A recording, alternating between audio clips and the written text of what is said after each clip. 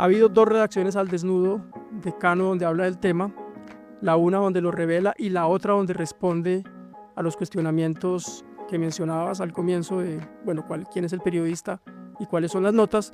Lo de quién es el periodista me parece, estoy de acuerdo en que lo haya mantenido en reserva, porque sería la oportunidad para una desviación y un linchamiento individual a una persona seguramente muy joven. Y entonces me parece una decisión ética importante del periódico no caer en esa tentación de transparencia falsa que deriva realmente en que se desvíe la responsabilidad hacia una persona, se individualice, ¿no? Y no se mire realmente lo que puede estar fallando en el medio.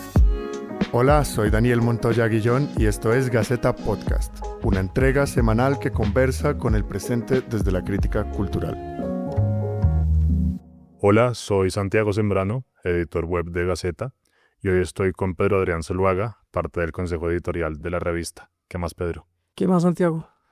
Todo bien. Hace unos días vimos que en la redacción al desnudo, una parte del Espectador donde su director, Fidel Cano, aprovecha para reflexionar, confesar, disculparse o defender distintos momentos del periódico que pueden ser errores o polémicas o críticas que les hacen, pero él defiende, como digo. Cano contó el caso de un practicante que durante su paso por la sección de bienestar en el equipo de estilo de vida publicó varios artículos generados con inteligencia artificial y construidos a partir de información con fuentes falsas. Claro, esto desató pues toda una discusión en el mundo del periodismo, pero también más allá.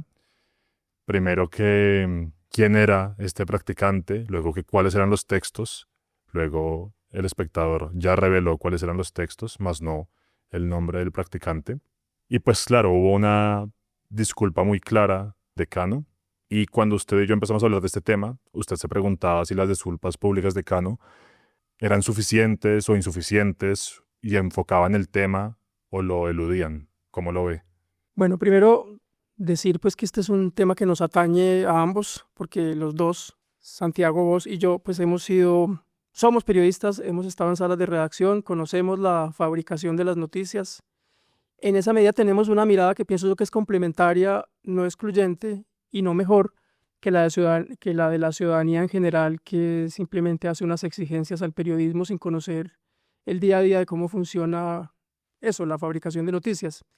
Entonces me parece importante, uno, no eludir los temas éticos, por supuesto, decir que lo que hizo el practicante es inexcusable, y por otro lado, llevar también la discusión a otros lugares, ¿no? A la crisis actual de los medios, a la crisis del capital de los medios, y por supuesto a compensar o a equilibrar o a tratar de, no de un punto intermedio, sino de hablar de lo deontológico, que es una palabra que nos enseñaban en la universidad, la deontología del medio, ¿no? O sea, la ética con las prácticas periodísticas, ¿no?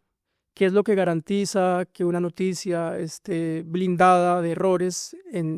No son evitables en la totalidad de los casos, pero sí hay ciertas estrategias para que las notas que salen a circulación y llegan a los públicos pues estén un poco mejor blindadas. Es lo que un poco Cano llama los controles internos del periódico, que los menciona de una manera genérica, pero nunca aclara cuáles fueron ni cómo funcionan, ¿no? Yo quisiera entonces agregar, Santiago, a lo que dijiste, que sí, ha habido dos redacciones al desnudo de Cano donde habla del tema, la una donde lo revela y la otra donde responde a los cuestionamientos que mencionabas al comienzo de, quién es el periodista y cuáles son las notas.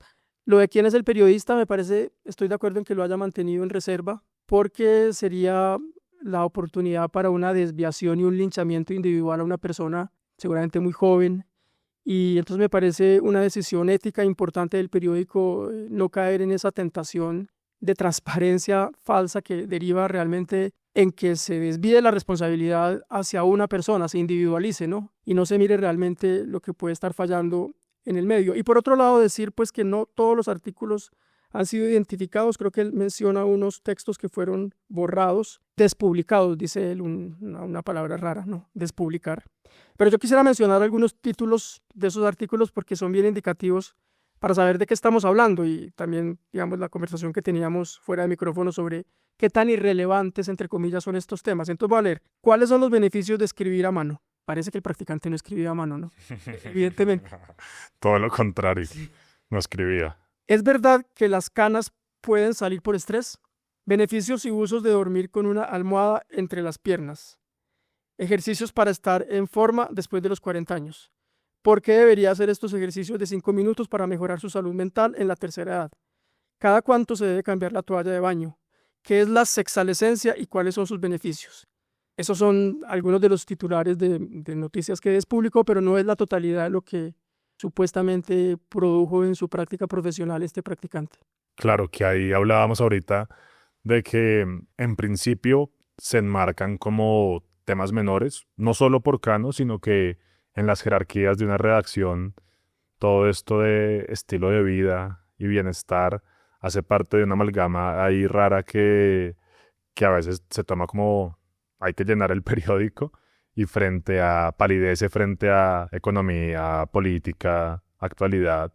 Y sin embargo, lo hablábamos también antes fuera del micrófono, es muy fácil darse cuenta cómo este tipo de notas, beneficios y usos de dormir con una almohada entre las piernas o ejercicios para estar en forma después de los 40 años. O cosas que tengan que ver con alimentación, Claro. con uso no de cierta farmacología, tienen un efecto importante en la vida cotidiana de las personas. Claro, mucho más a veces que una noticia jurídica. No que, o sea, no sin restar la importancia tampoco, pero digo, ese tema aparentemente menor puede ser, tiene un ángulo práctico de aplicación casi que inmediata en el día a día que hace que sea un tema muy cercano para muchas personas, o sea que no es para nada menor. Y además de la esencia del periodismo, Santiago, de la esencia del periodismo en el sentido que el periodismo está para que la gente tome decisiones informadas, buenas decisiones, ¿no? Entonces, y hay una cosa que llama la atención en las explicaciones dadas por Fidel Cano y es la vaguedad con la que él habla de, o bueno, más que la vaguedad, lo que él revela de cómo se enteraron del engaño. Si uno lee con suspicacia, lo que nos está diciendo es que no hay editor. Lo que nos está diciendo es que esas secciones al menos, o esta sección de bienestar, o estos artículos no pasaron por ningún filtro, ¿no? No pasaron por un editor. Y que empezó a crecer como una especie de sospecha entre algunas personas del periódico, no necesariamente los editores de la sección, de que estos artículos se caracterizaban por esto que voy a leer también porque me parece importante tenerlo muy claro. Eran de un estilo demasiado homogéneo. Se basaban en estructuras casi idénticas. Usaban repetitivamente ciertos giros lingüísticos. Usaban fuentes no rastreables o que no correspondían, que no se encontraban, digamos, en una doble verificación. Usaban un tono neutro, una prosa fluida, referencias académicas genéricas y ausencia de datos concretos, ¿no? O sea, a mí me cayó muy personalmente esta caracterización de esos artículos porque se me parece mucho a lo que leo, a lo que leía en trabajos universitarios que uno solicitaba a los estudiantes, cada vez lo hacemos menos, como este modelo de ensayo académico y que venía casi punto por punto con estos problemas que señala el periódico en la nota donde finalmente publica algunos de los artículos despublicados, en donde revela algunos de los artículos despublicados. Uh-huh. A mí me gustó algo que usted ya lo señalaba antes, pero quiero detenerme ahí.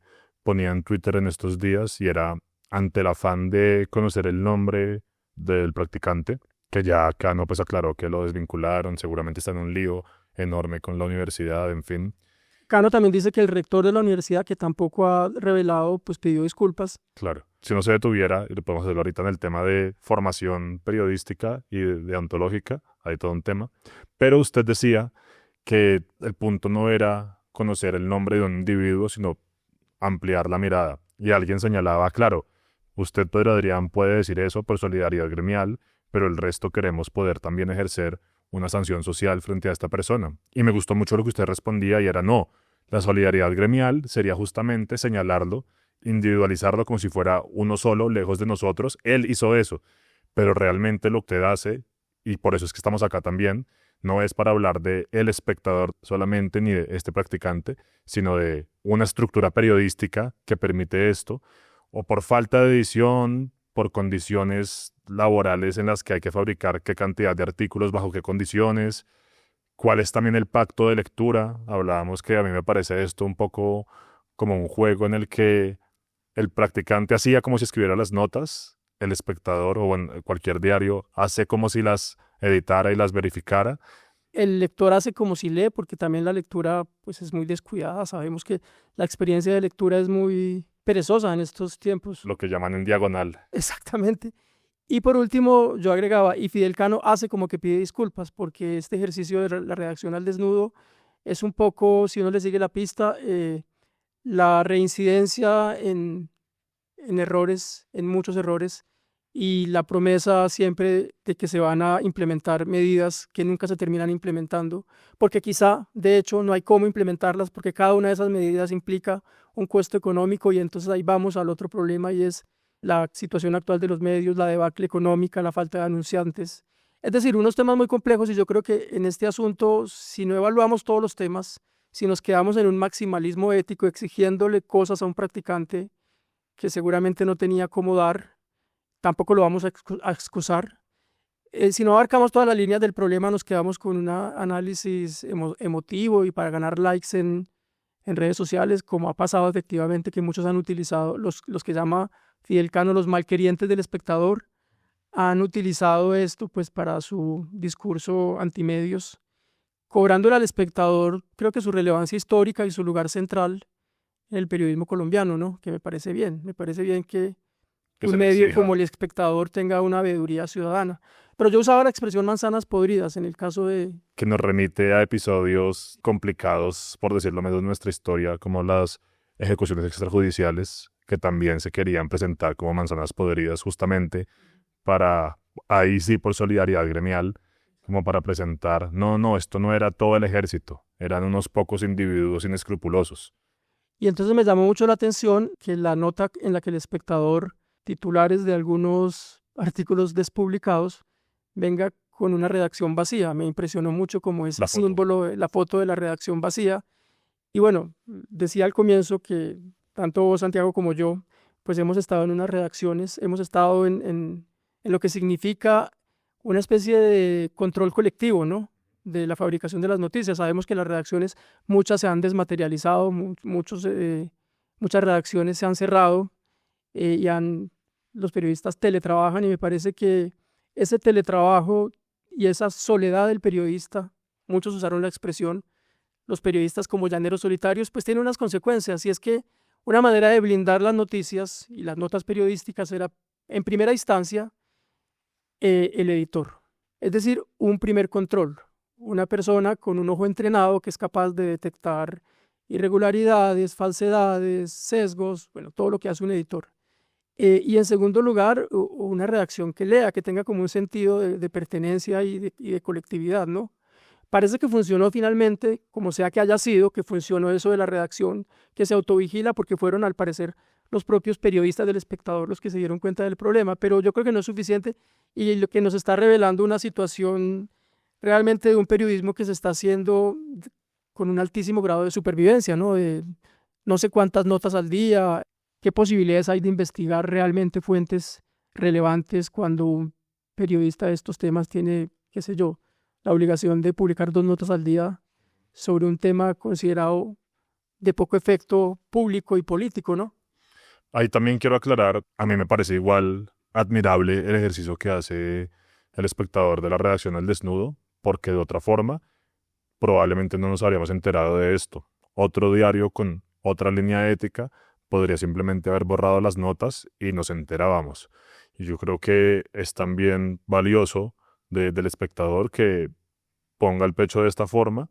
Yo entiendo lo que usted dice, ya vamos para allá de cómo se quedan cortas las disculpas de Cano, pero sí valoro que pueda decir antes que cualquier otro, antes de que cualquier otro señale, hola, pasó esto y aquí estamos para hablar. Creo que eso justo contrarresta la parte de... o no contrarresta, pero se contrapone a esa redacción vacía, justamente muestra como que hay alguien respondiendo por estos casos. Y con lo otro que usted dice, esto que bueno, cuando salga el episodio, ya ahora sí hace un par de semanas, pasó por los mismos días de la ceremonia de los premios Simón Bolívar, en los que en el discurso del jurado, el presidente del jurado José Navia, hablaba de cómo en varios de los trabajos postulados se notaba la falta tremenda de un editor.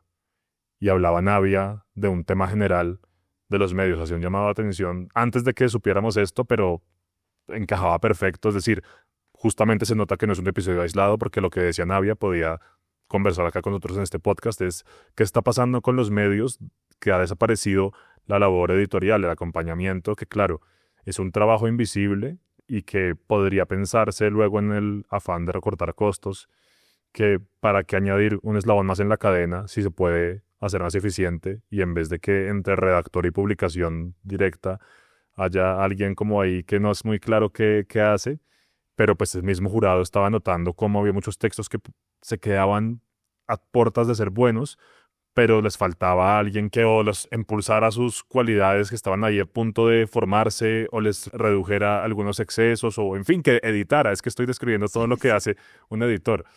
Entonces, eso me parece que hay que detenernos ahí porque justamente nos habla de un problema que es mucho más grande. Ya al principio, y quiero reiterar eso, condenamos, o sea, no tiene excusa lo que hizo el practicante. Pero eso es poco interesante quedarnos ahí. Lo que viene realmente es, como periodismo colombiano, ¿qué hacemos con esta pregunta? ¿Cómo ve usted este tema de la falta de editores? Es en realidad un general, no solamente al periodismo, también a la literatura, o sea, este reclamo de que la figura del editor, el editor que interviene, el editor creativo, el editor propositivo, pues está en crisis, sí, no solamente en los medios, sino también en un campo más reposado como es el de la literatura, ¿no? De tiempos teóricamente más largos. Pero pensaba además que esta ausencia de editores parece o es evidente que en las secciones blandas de los medios es mucho más dramático, ¿no? Hace unos años, y en estos días lo volví a recordar, Mario Jursic, que es editor, de hecho, un gran editor, recordaba que hacía 8 años él había puesto, digamos, el tema en el debate público, en Facebook o no sé dónde, sobre qué pasaba con la sección de cultura del Espectador. Si había un editor de cultura en el Espectador, sí, siempre lo ha habido, históricamente pues fue Fernando Araujo, ¿no? Y lo decía por el descuido de las notas que se publicaban, por la falta de criterio, sobre todo en la selección de los temas. Y uno se pregunta, y yo me pregunto también, viendo este reporte de titulares de los artículos despublicados, para quién se escribían, con qué propósito, con qué fin. Me parece estar viendo como una máquina de producir textos sin sentido, frente a lo cual un practicante, que no vamos a excusar, ya lo hemos dicho varias veces, pues reacciona de la manera en que reacciona, ¿no? Como esto no importa, voy a llenar esto de falsedades, nadie se va a dar cuenta, ¿no? Me recuerda pues a algo que también hizo hace tiempo, publicó en Colombia El Malpensante, donde Mario Yursi fue editor, sobre el Affaire Sokal, ¿no? Un famoso caso donde se descubrió unos textos que se mandaron a revistas académicas con referencias académicas ficticias y que sirvieron para denunciar como la falsedad y el autoengaño de la escritura académica, ¿no?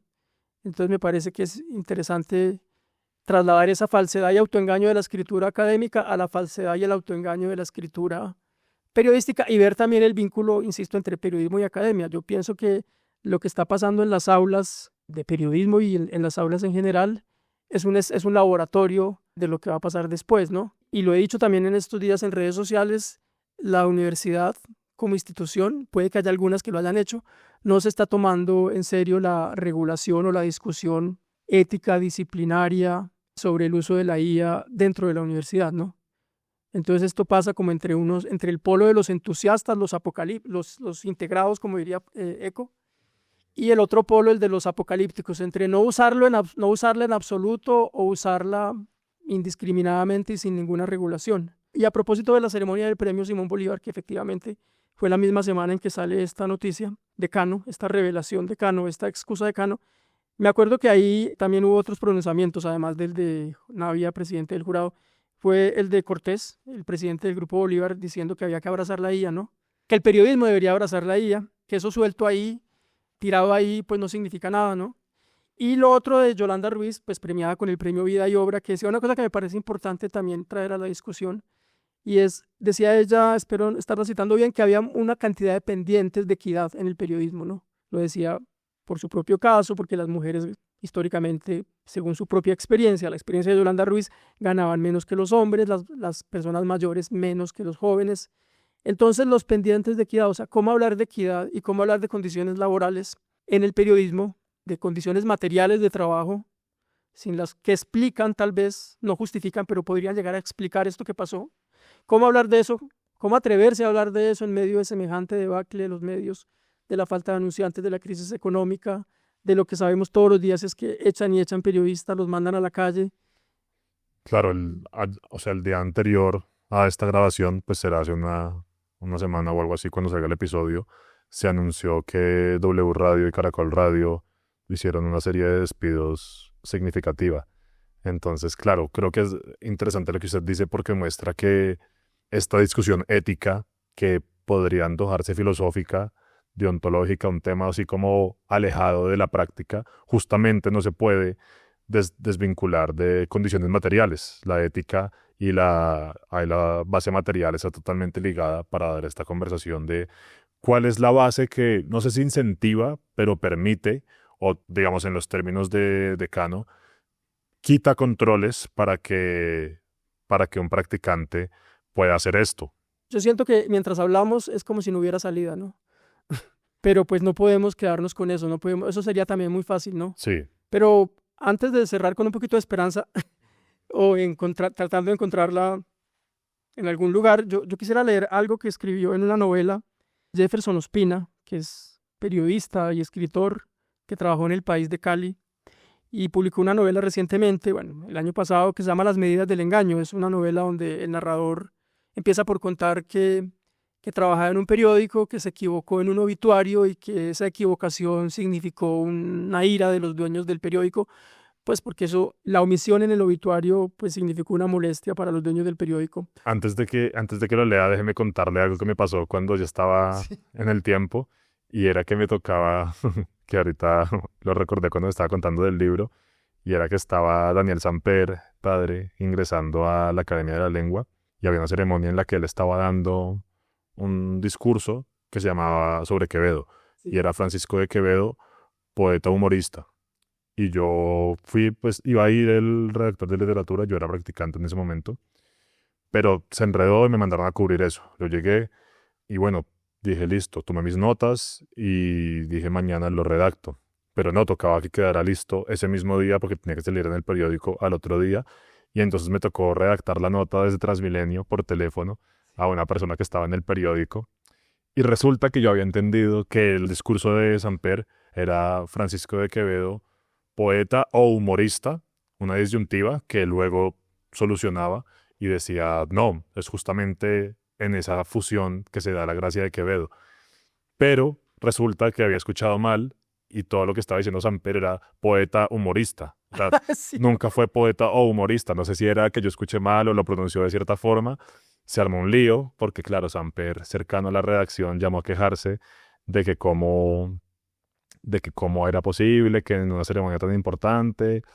Y yo decía, este señor sabrá que yo tuve que dictar esta nota desde Transmilenio a las 7 p.m., en una que no pude ni llegar a verificar absolutamente nada.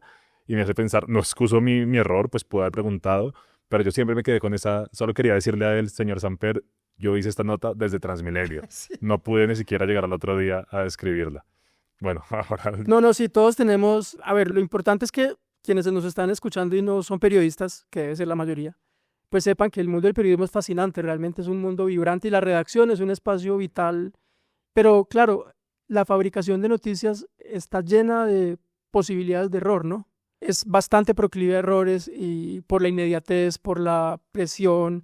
No, y le cuento otra acá, porque es que esto se vive... Hay algo particular con las reacciones grandes, con el ritmo que implican. Perdón, ya vas a llegar la novela, pero es que me acordé de otra que también muestra como justamente para ampliar la mirada de que ver todos estos episodios en los que la redacción lo lleva a uno a un punto límite en el que cometer un error es muy fácil. Concierto de Bruno Mars en Bogotá. Bueno, genial, era uno de los más grandes del mundo en ese momento. Ahora pues sigue siendo importante, pero creo que en ese momento estaba en un momento muy de mucho reconocimiento. Y tenía que hacer la crónica al otro día. Yo iba a cubrir el concierto, pero no me cuadraban las cuentas porque yo decía, el concierto acaba a las 10 y me decían, tienes que mandar la crónica completa a las 10:30. Y yo, pero, o sea, si el concierto acaba a las 10, ¿cómo voy a mandar la crónica a las 10:30? Pues que no cuadran. Hasta que se acercó un periodista veterano y dijo, no, es que mira, tú lo que tienes que hacer es tener una crónica ya hecha. Fíjate en lo que ha pasado en los otros conciertos, cómo han sido las otras crónicas, y tienes que armarla a partir de eso. Y lo que vas a hacer en el concierto de Bruno Mars es verificar que lo que tú ya notaste está pasando. Ten el celular y si te das cuenta de que pues algo que pensaste que iba a pasar no pasa, quítalo. Pero si no, tienes que ya tenerla hecha y medio retocarla por los lados y mandar eso. Entonces ahí es donde yo decía, estamos jugando a que yo escribo y estamos jugando a que esta crónica es nueva cuando realmente, o sea, ¿a quién le sirve leer una crónica hecha a partir de otros retazos? Y claro, había una parte en la que, no me acuerdo qué canción de Bruno Mars era, que él respondía, fingía una llamada y hablaba con una mujer y en cada país, pues en México, te quiero, güerita, en Argentina, te quiero, mina, no sé. Y yo dije, fijo, ya tenía en la crónica listo, fijo, acaba de decir, te quiero, parcerita, o algo así, y el público va a enloquecer. Y lo tenía ya anotado. Y cuando llegó ese momento, Bruno Mars en el Campín, te quiero, parcerita, y el Campín reventó así, y entonces me quedó perfecta para la crónica. Pero entonces, y esto no lo he contado antes, pero me parece importante, lo cuento con algo de vergüenza, pues porque yo la publiqué sintiéndome, pero es que, o sea, porque aquí estamos jugando, pero lo cuento hoy también, porque tenemos que empezar a hablar de esos momentos en los que uno hace como sí, que es parte de todo este problema. Bueno, pues me tocó contar una mía que es en Medellín en 1999, tal vez yo trabajaba en El Mundo, o 2000, tuvo que haber sido uno de esos 2 años, llegaron los Fabulosos Cadillacs a un concierto, yo cubría cultura y me dieron una entrevista con alguien del grupo de los Fabulosos y fue por teléfono y la grabación no funcionó y yo tenía que publicar esa nota, sí o sí. No funcionó, no se escuchó nada de lo que conversamos y me tocó utilizar mis preguntas y rastrear respuestas parecidas a mis preguntas que el personaje hubiera dicho en otros reportajes. También lo confieso con mucha vergüenza, pero el periodista que no haya cometido algún desliz creo que está mintiendo, ¿no? Esta es nuestra redacción al desnudo. Esta es nuestra redacción al desnudo, sí. Entonces ahora con la novela. Y ahora sí la novela. Mi trabajo. Soy periodista, lo soy. A las 9 de la mañana he leído con una especie de fiebre decadente todos los portales de noticias que hablan sobre esta ciudad y este país. Bueno, exagero, no todos. He leído los que supongo que vale la pena leer. ¿Vale la pena? Es parte de mi trabajo, de mi delirio triste. A las 9 de la mañana comienza todo. Escribo con una brutalidad que enloquece, mucho, demasiado, como un trastornado, y escribo sobre todo. Bueno, sobre aquello que pueda hacerse viral, aquello que conduzca al clic, aquello que mejore las estadísticas de visitas a la página web que mi jefe presenta cada fin de mes. Escribo sobre el nuevo tatuaje del cantante Sex Symbol, sobre las fotos íntimas que se filtraron de la actriz reconocida, sobre el video de las experiencias homosexuales del deportista ejemplar. Estas cosas suelen estar ahí, en las redes, en Facebook o en X o en Instagram.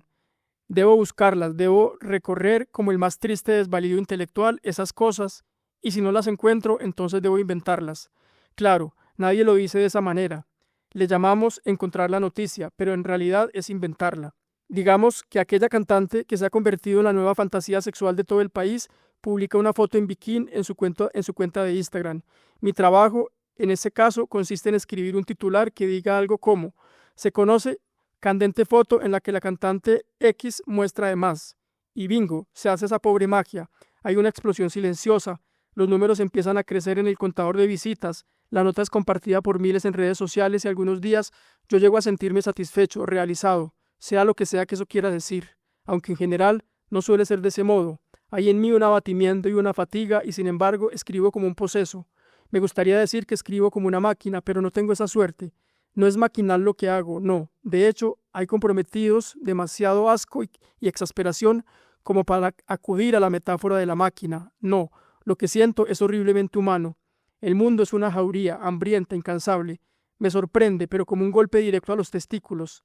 Ese afán ilimitado que tiene por atragantarse con toda la frivolidad y estupidez y mierda que llenan la vida de sus penosos héroes. Están siempre dispuestos, siempre. Es la regla que no tiene excepción. La estupidez es uno de los mayores impulsos de la humanidad contemporánea. No sé si ha sido siempre así, ahora lo es, así que procuro no pensar demasiado. Me abandono de un modo lamentable a mi trabajo y escribo y navego en Instagram o Facebook o en otros portales y me ahogo y me extravío y puedo incluso dejar de pensar un poco. Solo estoy aquí escribiendo, ya no desesperado sino indiferente, y atroz y crónico y agotado. Y en algún momento me llega una sordera, una reverberación en los oídos, en el cerebro, y sé que es mejor levantarme por un café, pero procuro no tardar mucho, no sea que la certeza de este gran y obsceno absurdo me alcance, me golpee de frente y se abalance sobre mí y me paralice. Así que regreso al teclado con cierta urgencia, pero ya no hay nada que hacer. Esta conciencia y esta certeza son irremediables. Por eso procuro no descansar, por eso me agoto violentamente en el ejercicio de la estupidez, pero no es suficiente. En las noches deseo no poseer esta luz, que no es mucha, sino la dosis exacta que me permite estar tranquilo, e imagino y anhelo esa felicidad áspera y elemental que llena la vida de tantos obreros. Soy periodista, me digo, pero mis palabras son como bocanadas de bestias ignotas, no tienen sentido, son elementos inescrutables y horribles, ruidosos, exasperantes. Ahí me hace recordar también otra anécdota del tiempo, cuando teníamos turno de la mañana. Claro, lo que uno hacía era, turno de la mañana digo, pues antes de entrar, 8 o 9, tocaba llegar a las 7 para tener un consejo ahí general y luego subir las primeras noticias. Pues yo trabajaba en cultura y claro, los cables que llegaban de la madrugada era como Lindsay Lohan la volvieron a ver borracha por ahí en qué parte de Beverly Hills y como tal actriz. Y uno decía, de nuevo, ¿cuál es el fin de esto? Y sin embargo, y ahí pues no para detenernos mucho en eso, pero como para dejar planteada esa arista, uno veía luego los índices de lectura y recibía muchos más clics, ese dictador que nos rige hoy. Cualquier noticia de esas de cables que fuera así medio provocadora, a que no te imaginas qué nueva estrella está embarazada. No vas a descubrir, no vas a imaginar cómo tal persona se veía en bikini en sus vacaciones de verano. Eso siempre recibía más clics que las notas en las que habíamos trabajado por semanas. Entonces, claro, uno está tan bien. Y luego, no estaba cuando yo me fui del tiempo, pero volví al año siguiente a alguna cosa y lo vi. Hay una gran pantalla en la mitad de la redacción con los indicadores y siempre se ve qué es lo más leído, qué es lo más leído. Entonces, Pedro, ¿qué recibe como un periodista o una periodista que está ahí trabajando y está viendo lo más leído hoy de todo lo que hemos escrito en el periódico? Es Lindsay Lohan y su borrachera en Los Ángeles. Lo segundo más leído es Sofía Vergara y que declaró en la alfombra roja. Lo tercero más leído. Quiero decir que también hay una parte para, si queremos ampliar la discusión de los medios, a qué estamos recibiendo de las audiencias y que están también privilegiando las audiencias, pues porque esto que cuenta Jefferson en la novela, que narra en la novela. Se llama Las medidas del engaño la novela, no sé si lo dije, perdón, y lo digo ahora, Las medidas del engaño, y es una novela sobre la desilusión en general. Y estas medidas también de este engaño, es que es genial el nombre porque, de nuevo, uno juega a qué, juega como a estar haciendo algo. Y la esperanza, Santiago. La esperanza yo creo que está justamente en un poco romper la inercia de jugar como sí, de hacer como si, de romper ese pacto tácito. Y digo inercia porque ya es difícil cuando un objeto está en movimiento ejercer fricción para que reduzca su velocidad y poder cambiar de dirección. Pero creo que es importante ahí poder ejercer esa fricción y dejar de hacer como si. Sí, y dejar de hacer también. Yo creo que hay una autocrítica insuficiente en Cano porque, por ejemplo, nunca cuestionó el para qué de esos artículos de bienestar tan aparentemente invisibilizados dentro de las propias publicaciones del periódico. O sea, necesita un medio publicar tanto. Y también, bueno, la pregunta que tiene que ver con la economía es ¿y cuál es la alternativa en un momento en que entonces se recortan ayudas de USAID, se recortan ayudas internacionales? Va a haber un efecto importante en las ayudas de cooperación internacional por la subida del gasto militar europeo. O sea, es el peor panorama posible, imaginable, ¿no? ¿Y qué queda? Los medios empresariales, podemos exigirle, por ejemplo, al Grupo Santo Domingo, así con la misma vehemencia con la que le exigimos al Espectador, así como si no tuviera dueño, que mejore sus prácticas periodísticas. Podemos exigirle al Grupo Santo Domingo que invierta en el Espectador. ¿Es deseable eso? ¿Es suficiente los medios públicos? Bueno, estamos celebrando en Gaceta en estos mismos días la relevancia del medio, reconocida justamente por 3 premios Simón Bolívar de periodismo. Felicitaciones, Santiago. Pero ¿es suficiente con eso? O sea, ¿es suficiente es una salida de verdad los medios, son una salida de verdad los medios públicos? ¿Esa es tu parte optimista? Sigo en mi deriva preguntadora, en mi deriva dudosa.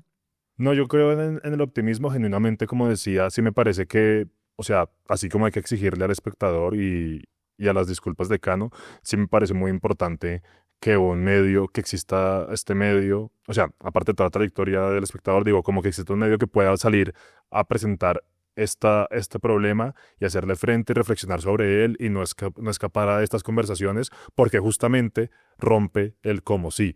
porque en otras ocasiones cuando se han visto acá en Colombia y en América Latina y en pues, todo el mundo ya en los últimos años, que sale un artículo y al final se nota que es ChatGPT, digo se nota porque se olvidó quitar el listo, gracias, aquí tienes el resultado de no sé qué, que es ahí uno dice, oiga, pero es que está bien que se equivoque en copiar y pegar, pero es que nadie lo leyó luego, ni una persona lo leyó, o sea, no hay...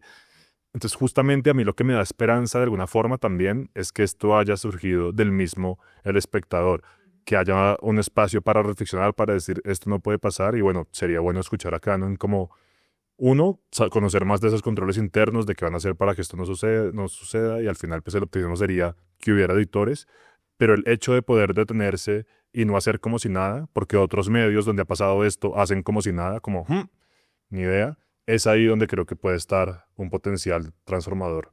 Sí, mi optimismo es ver que existe muy buen periodismo en Colombia, que existen medios cuidadísimos, bien editados, responsables. Bueno, podemos mencionar muchos: Vorágine, 070, Gaceta, perdón la autorreferencia.